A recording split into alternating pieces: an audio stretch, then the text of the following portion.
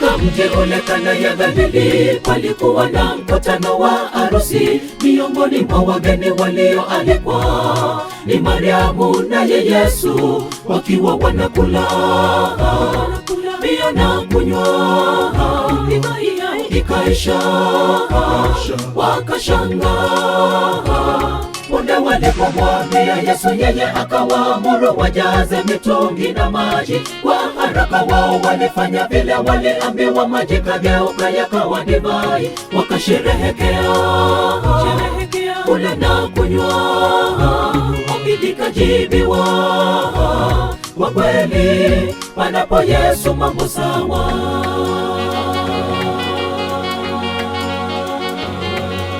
Mwalike Yesu kwako, mwambie zote hizo shida zako. Fanya yote hayo asemayo, hata kama waona hayawezekani.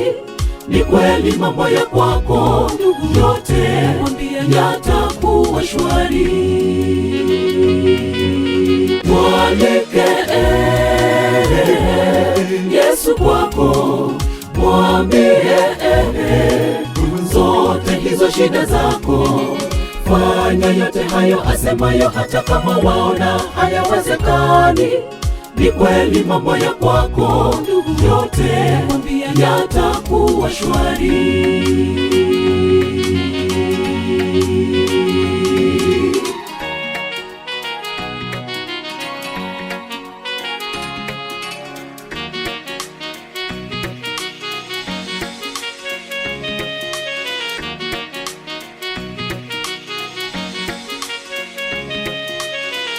Ni matatu tu,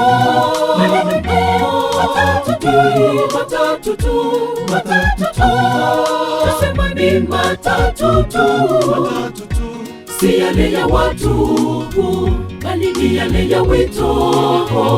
Mwalike, mwambie, fanyeni yote asemayo, na mambo yako yote yatakuwa sawa. Mwalike, mwambie, fanyeni asemavyo katika hiyo ndoa yako, katika hizo shida zako, kwenye fikra zako, fanyeni asemavyo masomoni mwako. Mwalike, kutafuta mchumba, mwambie, fanyeni na mambo yako yatakuwa sawa. Maneno ni matatu, mwalike ni matatu. Yesu kwako, mwambie zako zote hizo shida zako. Fanya yote hayo asemayo, hata kama waona hayawezekani.